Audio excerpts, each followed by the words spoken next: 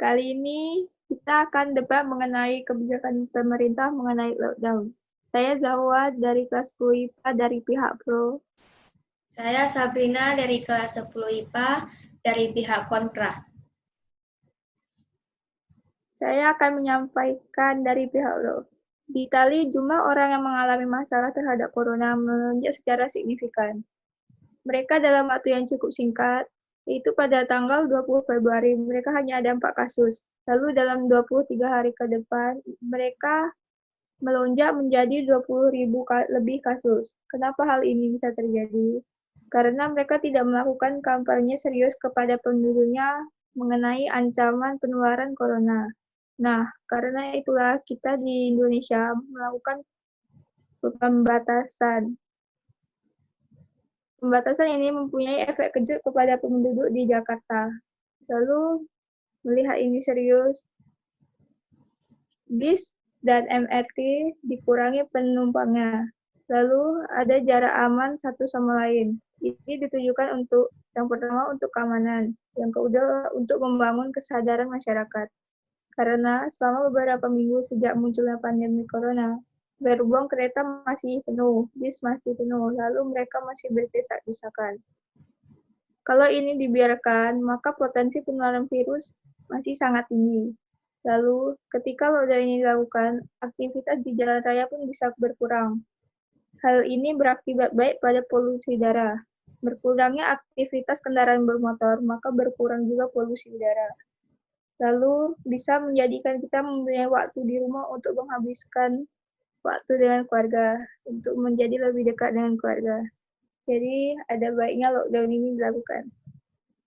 Dan saya dari pihak kontra menentang terjadinya lockdown karena yang pertama, bagaimana dengan nasib-nasib saudara kita yang misalnya kehidupannya tergantung dari penghasilan harian, seperti pedagang kaki lima dan ojek online.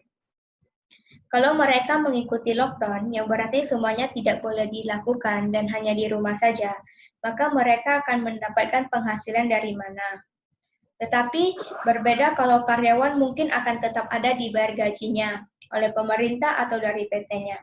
Tetapi kalau penghasilan harian bagaimana? Ini yang harus dipikir.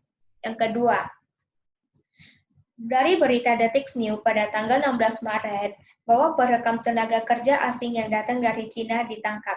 Pertanyaan saya, kenapa perekam video itu harus ditangkap? Harusnya mereka juga adalah pahlawan.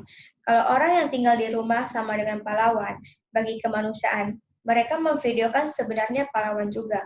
Karena menunjukkan dari sebuah sistem yang sedang kita bangun ada kesalahan.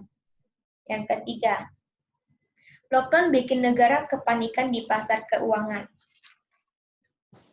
Bima Yudhistira, Adinegara menyarankan di artikel merdeka.com pada tanggal 18 Maret 2020 agar pemerintah tidak terburu-buru dalam mengambil tindakan untuk melakukan lockdown. Karena 70% uang juga berputar di Jakarta. Seperti ada bursa efek, ada bank sentral. Terlalu beresiko kalau kita mengambil langkah lockdown, ini akan memicu kepanikan di pasar keuangan. Maklum 38% surat utang dipegang oleh asing. Kalau serempak keluar karena panik, tentunya Indonesia bisa krisis karena lockdown di Jakarta. Ungkapnya di sumber merdeka.com. Jadi lebih baik warga membatasi aktivitasnya karena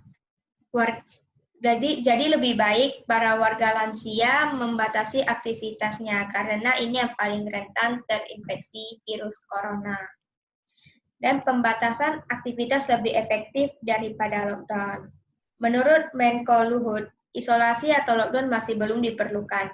Tiap negara memiliki masalah yang berbeda dalam penanganan menjalarnya COVID-19.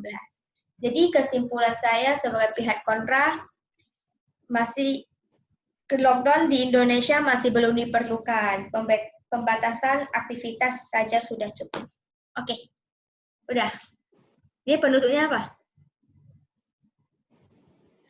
Jadi, sekian dari kami dan terima kasih. Terima kasih.